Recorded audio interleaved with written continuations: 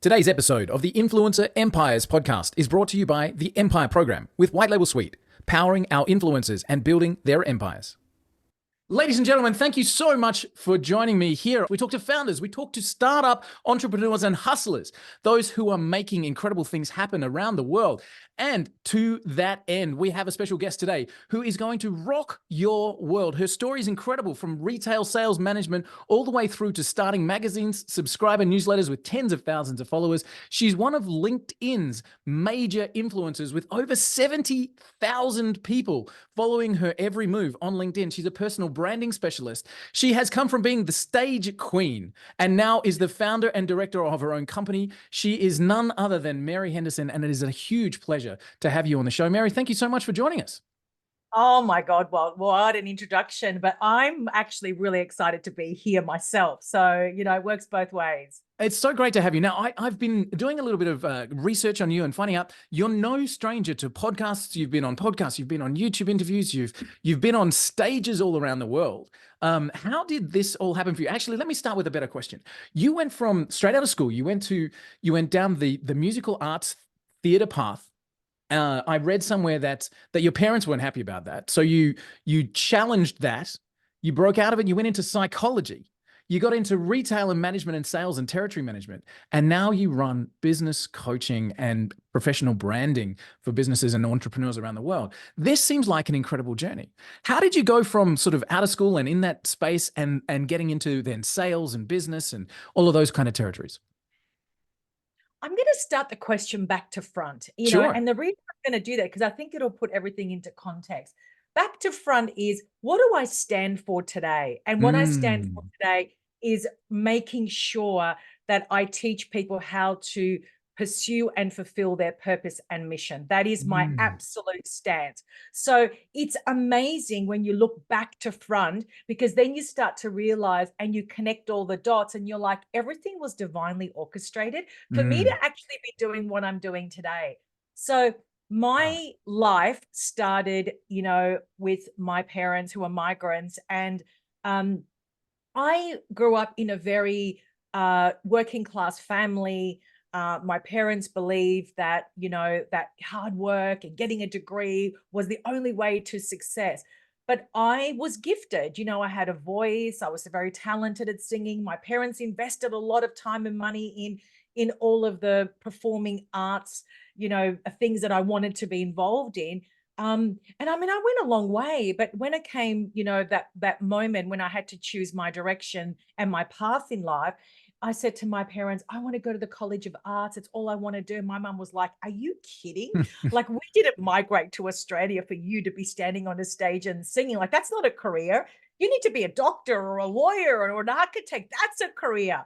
And as a 16-year-old, I thought, oh my God, my dreams are crushed. Wow. And that was a really massive, that was actually trauma for me. And that's how I received that messaging, which, by the way, I carried that trauma for a very long time because I didn't know how to process it.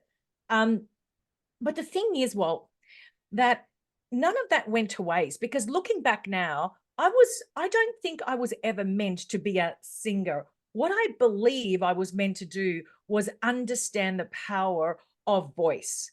And this is really this is the epicenter of the work that I do.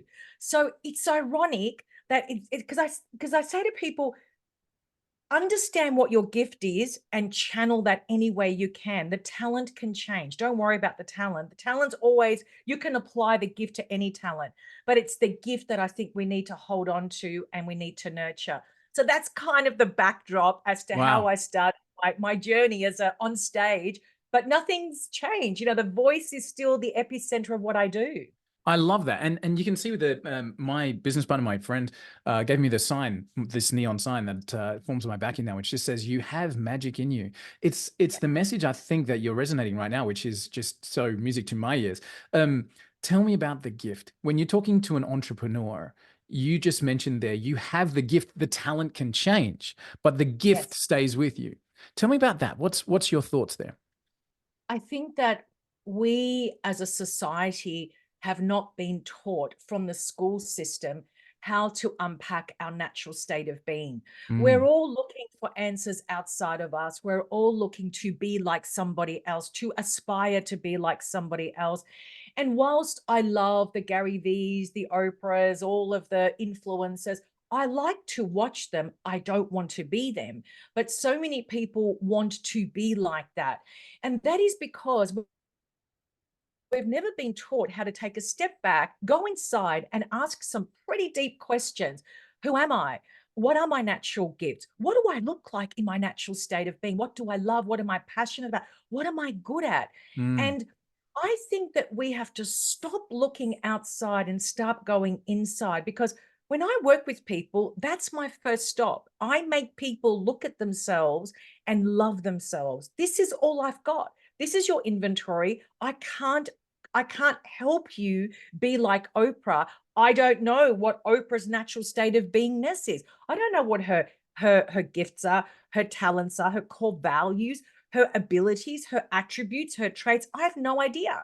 But I know what you have, and that's what we have to work with. And we have to fall in love with that. I call that the soul print. That's what I call that. Wow, amazing, amazing. I think there's so many people, you and I are doing the same work with entrepreneurs, helping them understand that this gift that you're mentioning is something that they have. It's unique to them.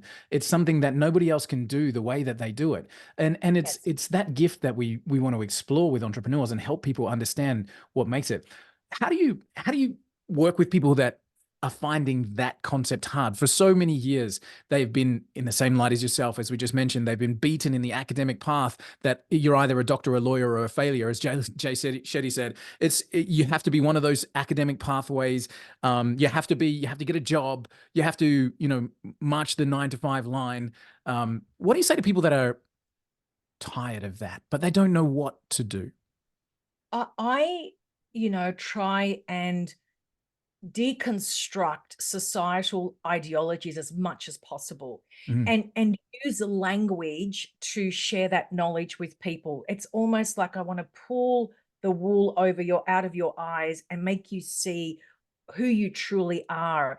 And I think that because we've been brainwashed to believe certain things, to fear certain things, our society has done an amazing job at making most of us follow this pathway that essentially ends in a dead end. But the mm, thing is, Walt, that I want to say this, and you probably will totally resonate with this. I find it ironic that, and you know this because you speak to entrepreneurs, they all kind of have the same ideas of when it comes to fear. What if it doesn't work out? What if I don't get clients? What if I fail? What if?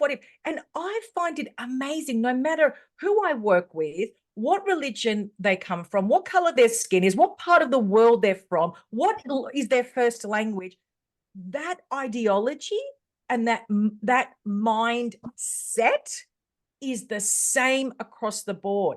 Now, I always say to my clients, that's 99% of the world are thinking exactly like you. Now, we have to question that and say, that's interesting. Why are the 1% not thinking like that?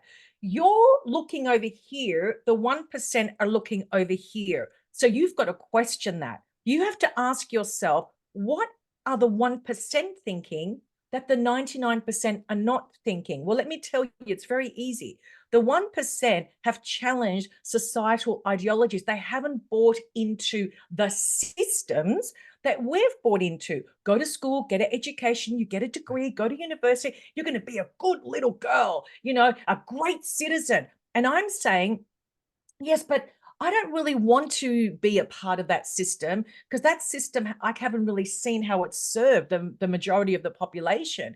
Everyone's still, frustrated. People are not fulfilled. They're overweight. They're unhealthy. They're losing their jobs. They can't get a new job. There's all these I problems. hate their So job. I'm saying, yes, they hate their job, and they're in a job for the sake of, oh, I've got bills, I've got a family, blah, blah, blah, all the same reasons again. So for me, when I can challenge societal ideologies and feel really comfortable doing that, Mm, I'm already detached from the 99%, because I'm going through a process of unlearning what I've learned. And we mm. have to get comfortable with that. So I think, like, looking at your academic history there when you were studying a major in psychology at uni, Yes. and talking now about the fear that is prevalent in every entrepreneur and every non-entrepreneur, in every human. Let's go with that. There's those fundamental fears of, am I going to be good enough? Am I going to make it? What happens if? How do you think entrepreneurs deal with that differently than, I guess, people who are not willing to look at those options? Well, I think that there's two type of entrepreneurs first and foremost. There's the people that have got side hustles that call themselves entrepreneurs, and that to Mhm. me is not entrepreneurship. Then there's the entrepreneurs who are the risk takers who say, you know what, I'm prepared to lose everything and fail as much as I possibly can, but know that I actually pursued my path. That's the entrepreneur that I'm talking to. Because Mm, the thing is that if we don't have that notion that I can fail abysmally and I can lose everything, but I'm okay with that. That's the start of the journey for entrepreneurship from my standpoint. And and I've been down, this is my third startup. I've had two tech startups before that. And that was my ideology. It was like, I don't care if I fail and I don't care if I lose everything, but I need to do this. mm. So, Not so trying is actually failing more. Exactly. That's exactly right. But the thing is that I feel that with entrepreneurs, that the true entrepreneurs, we kind of think like that, Yeah. and we're risk takers. We're okay with being uncomfortable. And it's not foreign to me. I'm not afraid of failure. I don't care what people say. I am here to fulfill my purpose and mission. But I also believe, Walt, that entrepreneurs need to belong to other people like us so we can feed off one another, support Mm, one another, advocate for one another. Because I think that doing entrepreneurship on your own is very, very dangerous, yeah. and it's very, very lonely. And so even just doing these type of podcast type of scenarios is very powerful, because here we are, you and I, for the next 35 minutes, bouncing off one another, building relationships, collaborating in some shape or form. But I'm never going to forget you. You're always going to be at the back of my mind or front of mind Mm. or top of mind, and vice versa. So I feel that with true entrepreneurship, we do need to find a place that we can belong to actually just bounce off ideas, because it is a lonely world when you go down the true path of entrepreneurship.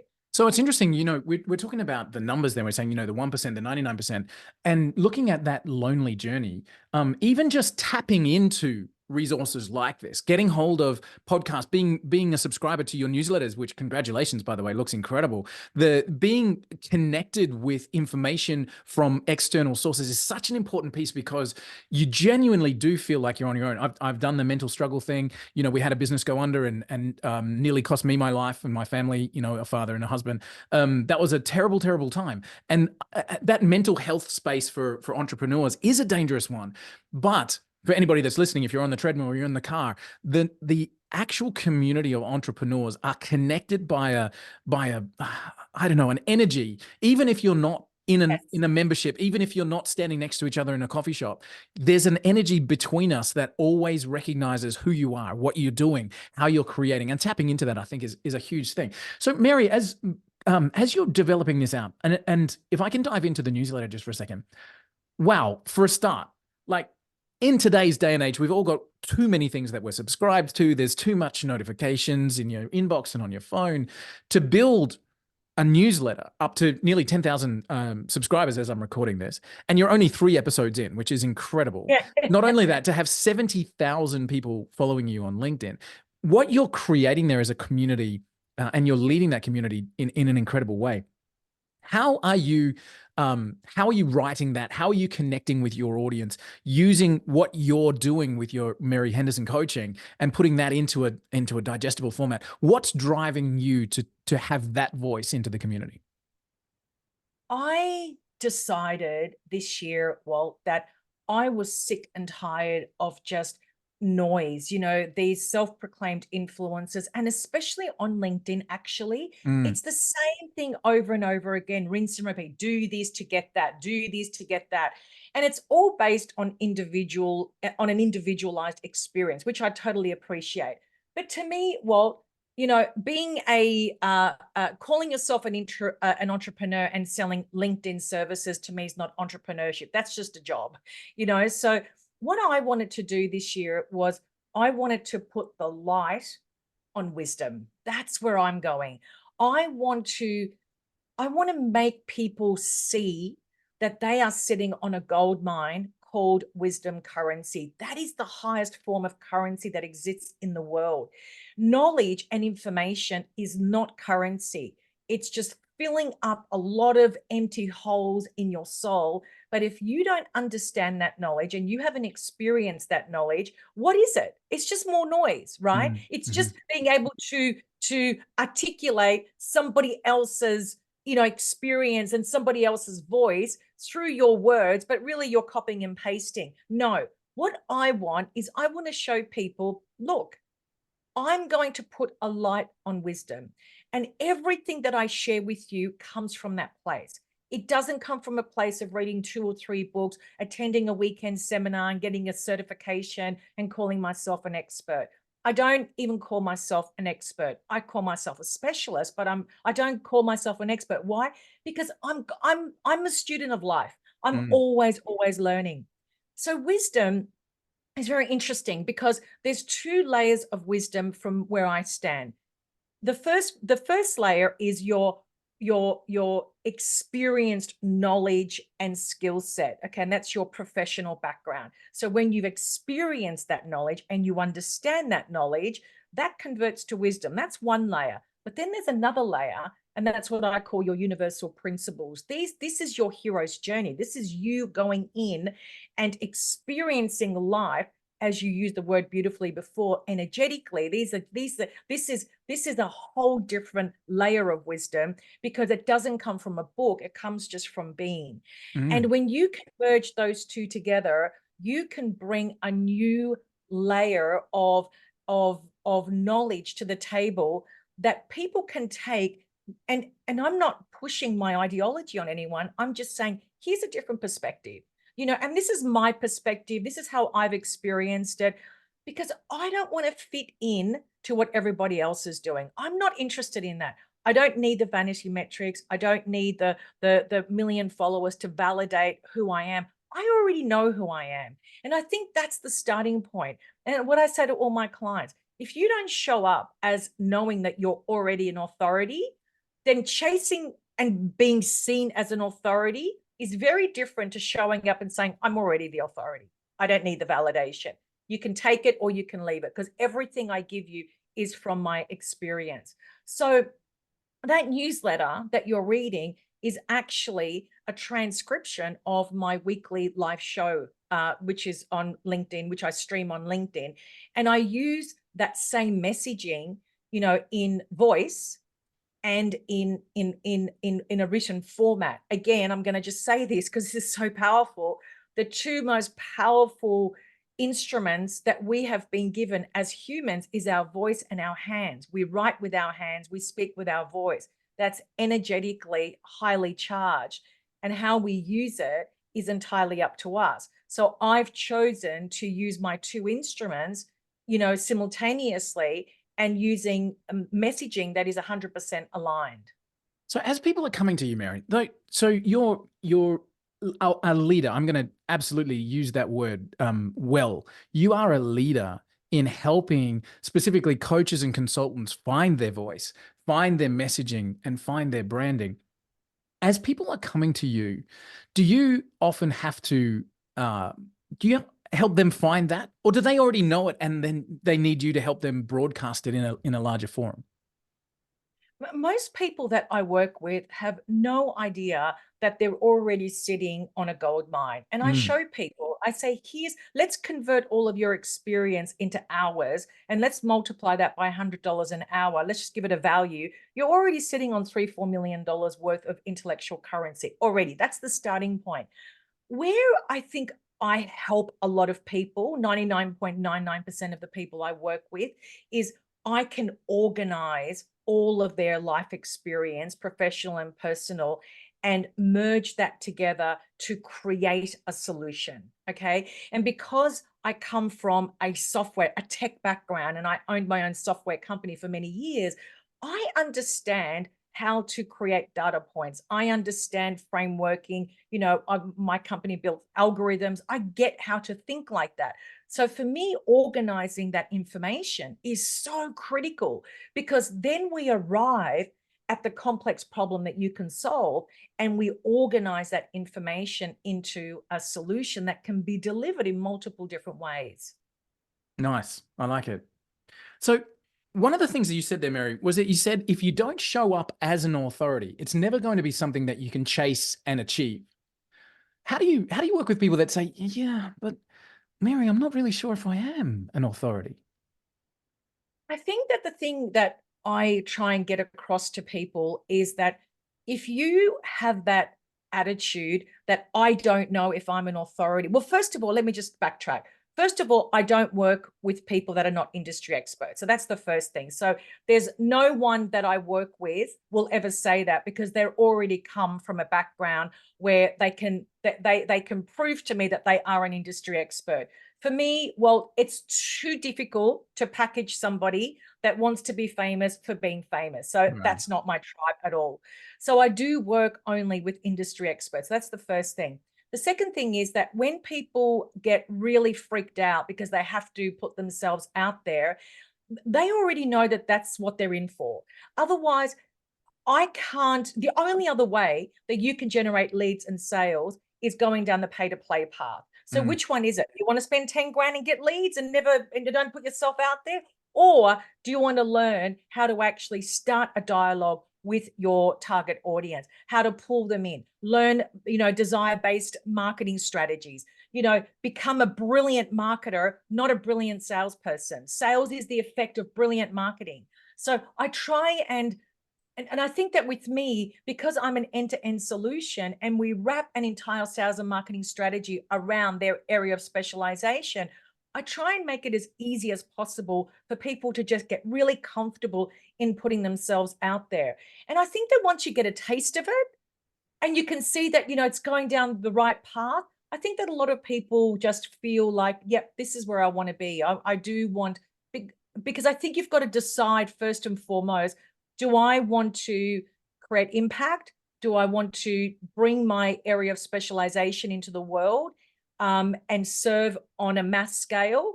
Or do I want to be super, super, super tight and little, and then I'm not going to be the right person for you? Because I do promote the idea of you've got to use your voice and you've got to use your hands. I love it. So as you mentioned, there's two different types of entrepreneurs, and you mentioned your ideal audience are not the side hustles on the weekend, selling stuff on eBay kind of people. Your clients are the ones that are starting something big and making, and you used a really important word there, impact.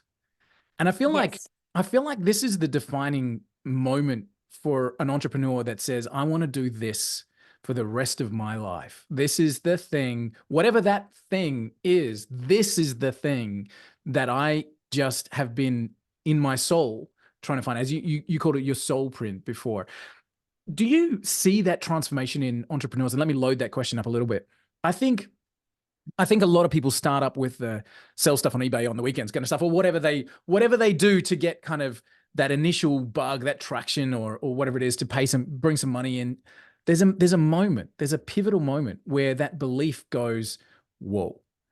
Do you see that happen as a transformation with people in your group? I think that there are two, again, there's also another layer with this whole entrepreneurship, individual.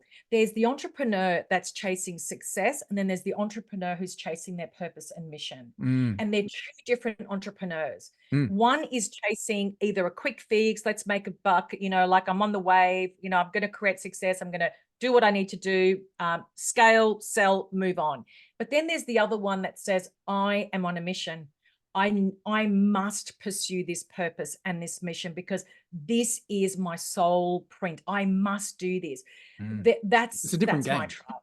A completely different game. And this is me. I am on a mission. This is why I talk about the wisdom currency so much. This is new language, Walt. You know, when I talk about wisdom currency, people are like, oh, yeah, that's nice. And I'm like, do you actually understand what I'm saying? Like, you know, and I think that we are heading into the wisdom economy. We will get there. There's no doubt about that, because information will be just, it's too much to fathom already. You know, all the different ideologies, you know, the different angles, do this, and nothing works. So I'm saying, look, push that aside. It's all lovely and great, but you got to come from a place. That's why I say you got to start with knowing you're an authority first and foremost, because then you make the decision. Am I chasing a job? Am I creating a job for myself? Am I chasing success, or am I chasing purpose and mission? And there's three different types of people. And typically for me, it's purpose and mission. So on this, like, and again, you know, focusing on your expertise there, which again, I use the word leader very, very easily. Focusing on those people that have a purpose and a mission. This is what I want to do for the rest of my life. They're coming to you saying, help me define this. Now, one of the things that I'm really super impressed with, Mary, is that you are a personal branding expert, and nobody does it better than you. Honestly, when I'm doing my research for podcast guests, for people coming on the show, finding your personal brand was as easy as drinking a glass of water. Your personal branding is rich. It's on every platform. Your message is consistent. You've led the way in, I guess, what you're working with people to teach. So this might seem like a stupid question, but I'm going to ask you, why is personal branding important? I think when I think of personal branding, it's not from the standpoint of how famous am I going to be on a social media platform. I think for me, again, it comes back to that, knowing that I'm already the authority, and I want to be able to serve people and provide people my knowledge and my wisdom to solve a problem that they may be experiencing. So from my standpoint, it actually has nothing to do with fame. It's just that I, Mary, am the business to begin with, and I, Mary, bring 23 years of knowledge, wisdom, skill set, abilities to the table, and I, Mary, know how to package you inside out, literally inside out. And that for me is my definition of personal branding. And we spoke about this before, but it's knowing who I am in my natural state of being, because authenticity is that. How many personal branding experts are on social media saying, you have to be authentic? How can I be authentic? I'm already authentic. Have you not checked that everyone's got their own authentic DNA print? Like, what are you talking about? So I'm very pragmatic.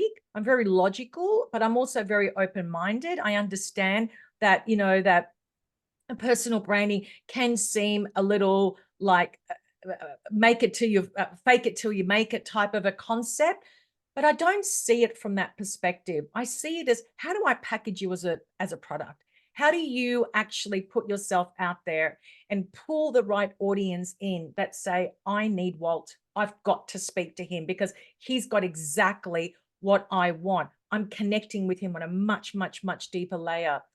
So personal branding on its own is meaningless.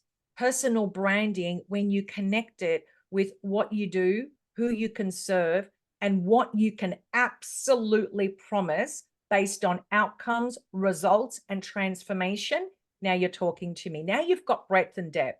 So I think that we've got to stop this ideology around personal branding that, oh, you need a personal brand on LinkedIn. You actually don't need a personal brand on LinkedIn. What you need is brilliant messaging on LinkedIn to be seen as the go-to brand for that area of specialization. That's pretty simple.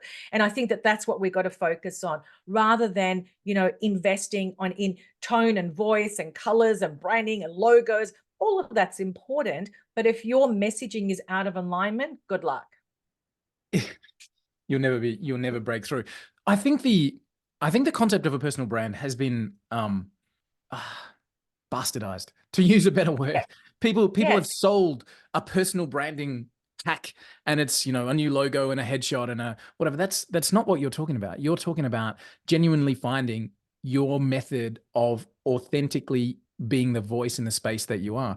And to the people that might say, well, why do I need that? Here's the thing. If you want to stay small, you don't. Really, you don't. If you just want to keep plugging away at what you're doing, then you don't need a personal brand. But if you genuinely want to take that level up, if you want to hit that mission and purpose, then you're going to need to be seen in the marketplace the right way. Now, if you're an introvert, right? If you're the, I run a software company as well. So if you're the, I just want to code all day and, that kind of stuff. If you're the business owner and that's your space, there's going to be a day when you're going to need to get publicity if you truly want that coverage. And that's why this personal branding message is such an important thing. So Mary, as people are coming in, and again, I want to talk to the coaches and the consultants just for a moment. So people who own a business and want to make an impact via the delivery of coaching and consulting, which is your key audience there. When they're coming into personal branding, how do they make sure that they're defining themselves in a crowded marketplace? How do they make sure that they are the one that people see and say, I want to work with you? Well, it comes back to what we were saying before. It's really understanding who am I in my natural state of being. In fact, we don't even start at personal branding first, because personal branding is actually the effect of the solution that they bring to the table. It's actually understanding the complex problem that I can solve first and foremost. Mm. And then understanding what does that solution actually look like, and then how can I solve, who needs this problem solved. So I think that is actually the first step. So working on personal branding as in that's going to get eyeballs on my content, no, that's actually not the truth. The personal branding at a very high level is just branding. Okay, my look, my feel, my tone, my voice. So that's not going to get you anywhere. But we have to actually start at understanding what is the complex problem I can solve, and what does that look like as a solution, and who needs that solution solved. The personal branding is over and above that. That's the next layer above that, because the next layer above that is, okay, so let's unpack all of the attributes that make up you, unapologetically you, your core traits, your persona, your core values. I mean, what about your brand story, your proposition? All of that wraps around your core offering. A lot of people say, oh, I know what my values are. My values are love and trust. And I say to people, well, actually, it's not love and trust, because you don't love yourself and you don't trust yourself. So it's not, that's not your core value. You may think it is, but you don't live by those values. My core values are truth and freedom. I am a truth and a freedom fighter. Everything in my content, you will feel that. Everything I produce, every podcast I'm on, you can see the language I use all aligns with my core value. And this for me is fundamental, absolutely critical. You read my brand story, you went to my website, it's 100% aligned to our conversation that we're having right now. So I think that there's a lot of moving parts that need to be glued together, and people want a $99 solution and they want to try and figure it out for themselves, which there's nothing wrong with that. It's just that if you want to be seen as the go-to person, you have to understand how to glue it all together so you can be seen as the go-to expert. And then only then, after you've defined the branding, then and only then can you create a whole messaging campaign. Your content strategy, etc., cannot be done without those two moving parts implemented first. For sure. For sure. I was reading somewhere that somebody said, and they defined brand better than anybody else I've ever heard. And they said, brand is what people say about you when you're not in the room. Yes. I think that's so defining that, creating that, you can create that conversation, which I think is really great. Mary, can I wind back a little bit? Can I go to that first business that was yours? So after you worked with Belkin, you were to sales management, and then you launched your own digital marketing agency. Yeah. What was the catalyst? What made you go, that's it, I'm out. I'm ready to go about, I'm taking the world by myself. I actually, before I started my digital agency, I actually started another startup, and that was being a direct competitor to Belkin. Oh, so right. when I left, this was actually an amazing story, because I was in Belkin. converted that business from a 4 million to a $54 million business in 48 months. It was Wow. unreal. Damn. So I was on fire. And so I had a meeting and I knew I could see so many opportunities that were missing in that business. And so I sat with the president of our company, who was based out in California, and I said, I have got a solution to your problem. Like, here's what I'm thinking. I did a whole presentation. He loved it. He said, let's do a rollout. Let's trial this. Let's see what happens. And I said to him, I want to partner with you. I want to run this business in your business, and I want to head it up. I want to do it with you. And anyway, so various things happened and it didn't eventuate. And then I just remember sitting one day and what happened is that I was traveling so much. And I mean, like, literally, I was on a plane twice a week, international travel, and it was a lot. Yeah. And I remember waking up this one morning and I had just blood pouring out of my eyes, my nose, my mouth. Oh my God. It was really scary. And so my husband called, the ambulance. They came in. I thought I was dying. I'm like, am I dying? Am I dying?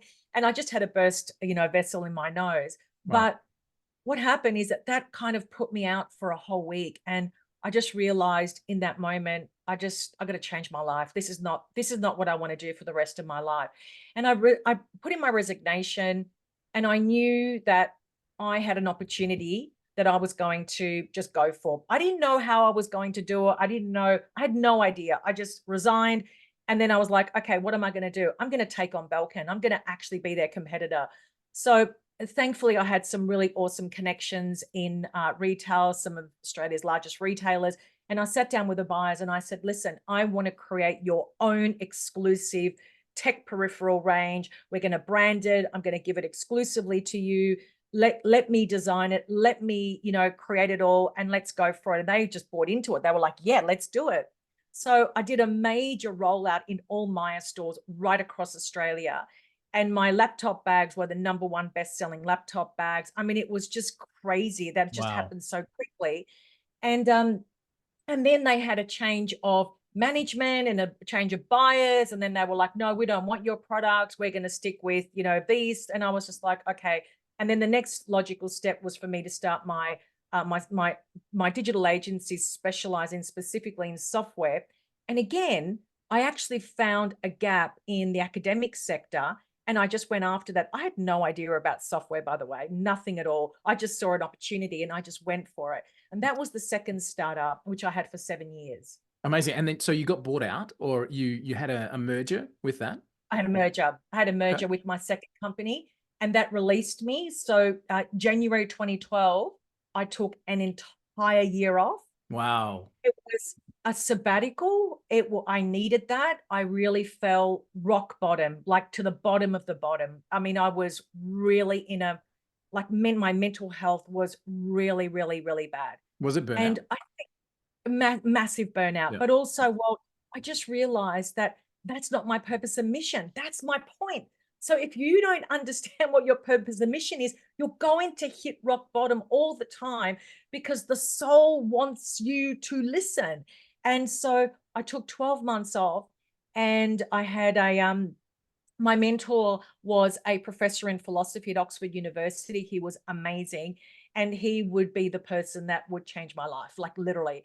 And so that sabbatical was well and truly needed. If Yeah. it's okay with you, I want to dig a little bit deeper there, because again, the mental health of entrepreneurs is something that I'm very passionate about as well. And along with, I'm just like ringing a bell every time you're talking. Along with the freedom fighter thing, for me, it's like creating the life of freedom for yourself. Just before we jump off, and if it's okay with you, you mentioned your mentor in this time was an Oxford professor in psychology. Professor Sorry, of philosophy. philosophy. Sorry, the wrong P. Philosophy. Who once somebody told me that a degree in philosophy allows you to think deep thoughts about being unemployed. But how did somebody who has that academic background in philosophy, how did they help you find your purpose in that time? The thing about philosophy, especially when you're dealing with someone at the level that I had the privilege of working with, imagine somebody that has spent 13 years 30 Ks down in the Vatican vault. You think about the knowledge and the wisdom that that guy knows that you and I don't know. Yeah. So that's the first thing. So for me, I was very attracted to that. I'm not into self-help BS. Like, I'm just not interested in that at all. Because I feel that self-help is a downward spiral. Yes, it can open the door, but it's never a solution. So I needed to open my mind. I've always been a big thinker. I've always been a deep thinker. And I just needed somebody to help guide me down that path, because I couldn't make sense with a lot of things that I already kind of intuitively knew. And so when Mark took me on this journey, it wasn't about Mark saying, do this, read this, go here. It was about exploring it for yourself. And this is the difference between philosophy and self-help. Some of the things that I learned And wisdom. 10 years ago, and the wisdom, some of the things that I learned back then, would you believe I've only just experienced? Wow. And this was the thing, because he said, I can't tell you how to receive this information and experience it. You actually have to experience it for yourself. And I can't even tell you when you're going to experience it. But he said, what I can tell you, and this was the big drum roll moment for me, he said, what I can tell you is that everything that you have experienced in your life, good, bad, ugly, high, low, trauma, whatever, don't think that you experienced it for you. You experienced it for the people that you're going to serve. And I'm like, what is he saying? Like, this is like, what? But it completely makes sense to me now. But he did one exercise with me that was a game changer. He said, what I want you to do, Mary, I want you to go and buy a journal. I said, yes, I've already got 4,000 of those. And he said, but I don't want you to journal like the way you've always been journaling. You know, you're probably writing, you know, all these stories and stuff in there. I said, yes, that's exactly what I do. He said, oh no. He said, the ancient Kabbalists, they didn't do that. He said, what I want you to do is I want you to do two things. First of all, I want you to unpack your story, the first 21 years of your life, in first person. Write your story. I said, I can't remember what happened to me at 1 year old. He said, oh no, but your soul remembers. He just let your soul run. And I'm like, what is this? This guy's like, please, like, where is he taking me? And so it was like 2 or 3 weeks. I get my journal out. I'm like, right, today I'm going to start writing. What happened to me at 0 and 1? And nothing would come. And there was this one night, 3 weeks into it, you know, it was like 3 o'clock in the morning, and I just had this surge of inspiration. I'm like, right, I got to get up. I got to get up. I got to get up. I got my journal. I opened it, and that was it. I was just writing like, wow, this is next level. And it just started pouring out. Wow. And then he taught me, Mary, when you journal, never write stuff. Always ask questions. The answer is always in the question. And I have mastered that, like literally mastered that. It has become such a big part of my life, how I teach and coach my clients. And every answer that I've ever sought has been in that question. Every day. And I journal every day. There's not a day that goes by where I'm just sit quietly in silence in contemplation. Even if it's 5 minutes, I have to do this.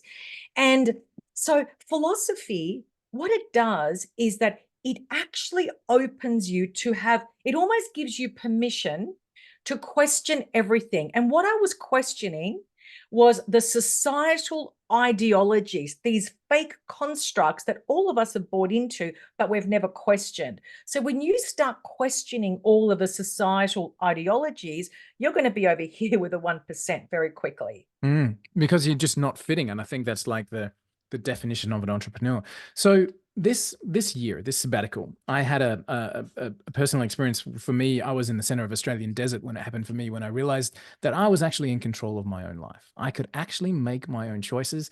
I didn't have to rely on expectation. It was a pivotal day for me, pivotal night, actually. Wow. And to hear this, I guess, coming to fruition with you as well is amazing. Coming out of this year, did you then understand and have a path in front of you? Was that the piece? Well, here's the thing. When I was in that transitional period, that 12-month with Mark, and I did this unpacking of my first 21 years, then I thought, oh, let me just extend it to the first 30 years. And of course, coming from a tech background, I looked at this and I'm like, I wonder if I can see patterns here. So I actually transferred a lot of that information onto an Excel spreadsheet. And I'm like, oh my God, like, whoa, I could see my life playing out in front of my eyes. The Wow. things that made me happy, the things that would traumatize me, things that made me unhappy, all these aspects of myself. And then what I realized, Walt, is this, That's that amazing, hang by on, the way. You mapped your I emotional mapped journey. it all Like, out, holy, everything that's out. amazing. And it was actually amazing experience because I was able to see the truth. Do you see what I'm saying? So I wanted Hmm. to see the truth. So because of that, I then realized, holy shit, we're actually looking for our purpose and mission outside of us, but actually it's inside of me. I have everything I need to be successful and to go and pursue my purpose and mission. Do you believe it took me 3 years to develop my system that I now teach, that has evolved over the years? But I didn't want to just get on calls with people and go, oh, let's do some coaching. That's not my style. I need to show you how I can give you outcomes, results, transformation every step of the way. I want to move you to the next logical step as quickly as possible, not just have conversations with you. So it took me 3 years from that initial discovery of, oh my God, like everything I need is inside of me. How do I now package this and create a solution to a problem? But the other thing, and I do want to say this for the people that are listening, this is what I discovered, we are multifaceted human beings. We can never be a one size fits all. That is a societal ideology. Become a doctor and stick to that. Become a lawyer and that's what you're going to be. And I'm saying, no, sorry, I'm a lot of things and I need to bring all of that into my solution. I can't just be Mary, the sales guru over here and Mary, the software guru over here. No, because the thing is that even my personal branding started 23 years ago, 24 years ago, in year 2000, that's when I came face to face with personal branding. Not 2 years ago, not 4 books, not because it's become, super sexy to say, oh, I've got a personal brand, but 23 years ago, I came face to face with the power of personal branding. So all of that had to be packaged so that I can bring all of Mary to the table. So we must appreciate that we are multifaceted. That is the truth.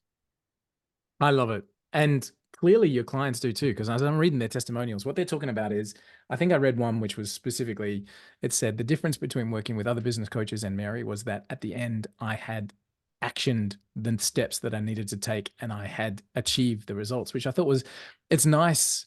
It's nice to hear your customers say that what Yeah. you're doing is working. I love it. Mary, you're a freedom fighter. You're a rule breaker. You're a leader. You're an entrepreneurial enabler. This is you as a pure truth. One of the things that's interesting for me, your conversation about wisdom currency and the continual investment to enhance the value of that currency is clear. You also mentioned the whole self-help world is something that you classify as a BS. Are you constantly learning today? And if so, how? Like, if the self-help world is classified as predominantly BS, let's leave a door open. And your wisdom currency is something that you're valuing higher and higher and higher based on your experiences and your connections. What's your educational framework today? What do you do to continually evolve? I do a combination. I still believe in coaching and mentoring in a really profound way. I believe that for me, if I want to learn something and get there in the shortest time possible, I invest in the people that can get me there in the shortest time possible. I do not believe in the notion of DIY. I don't like it. I'm not interested. It's time consuming. And I want the knowledge that I need in that moment and I seek it. So that's the first thing. I do read a lot of different type of literature, and I'm into anything to do with ancient wisdom, anything to do with even biblical knowledge. It's interesting, I come from a Greek heritage, and, Greek philosophy, even being interested in things like, people like Alexander the Great, understanding the mindset of a person like that. My parents come from that region where Alexander the Great came from. So I have a really interest in that. I like to read about biblical principles, not because of religion, but because there's a lot of truth in between when you read in between the lines. And I kind of like to decode that. And I think most importantly, Walt, I trust my inner knowing. And this is where my journaling comes in. And when I'm asking questions and I'm trying to find answers, I'm always, always guaranteed directed in the right direction. Always, always. It's never let me down, put it that way, which is why I believe in it so much. So I'm a combination of, but I do not read self-help books at all, at all. I have no interest in them whatsoever. I am really anti self-help. I don't mind if people read it as a door opener, and that's like they can see the crack in the door and they walk through, but you've got to go deeper. For me, everything starts inside myself. So I do a lot of internal shadow work. I really come face to face with my fears. I'm not afraid to see that truth in myself, where I have weaknesses, where I'm not seeing, where I'm choosing not to see. And I can ask those difficult questions and go there, because we're not all perfect. I don't know everything. And I don't want to know everything. I want to keep learning to know everything. And I just don't think that we ever leave this world knowing everything. But I think you have to have an appetite to want to know as much as you can, because the more we know and the more we unfold, the more we move away from that 99% and we come over this way. Amazing. Amazing. Everything you need is already inside you. So just getting to know yourself and understanding who you are and recognizing that that's enough. I often tell my daughter, she's 13 as I'm recording this, struggling with self-confidence a little bit, looking in the mirror saying, just make sure you're connecting and say to yourself, I'm okay. I'm okay. This, like, for me, the realization in the same way, everything you have is who you're supposed to be. It's everything you need. You've got it. You've got that whole package. It's there, right there. All you need is to feel comfortable with who you are and be able to move that forward. Incredible. So you mentioned that working with mentors and coaches is something that you are a big advocate of. Do you have a mentor and coach right now? Are you working with somebody in a formal arrangement? Okay. If you were your own coach, what would you say to yourself? I think that I'm going to stick to that whole idea of that self-belief is where it starts. Like, just constantly challenging yourself, go deeper and deeper and deeper. And I do a lot of this work more now than ever before. The other thing that I'm getting really into now is, and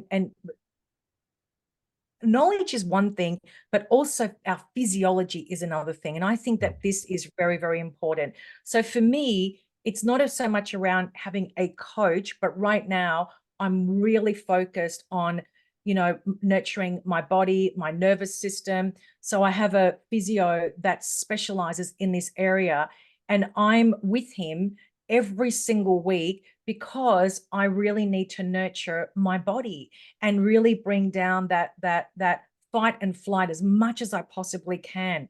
I'm a fairly grounded person, but really, really looking after my body and nurturing that is where my focus is right at this point. And I think we have to do that. We can't do it all. Well, we can, but what I'm saying is that for me, my priority at the moment is my physiology. It's really critical.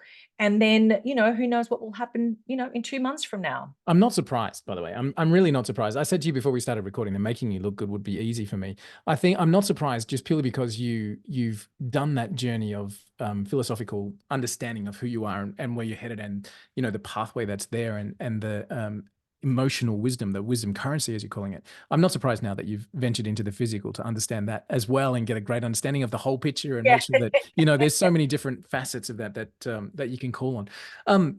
This to me is a true guiding conversation, you and I. I think I'm hoping that as people are listening to this, they're recognizing that A, it's okay to be me. A, B, it doesn't matter if I believe it strongly enough, then I can make something happen all this way down the path.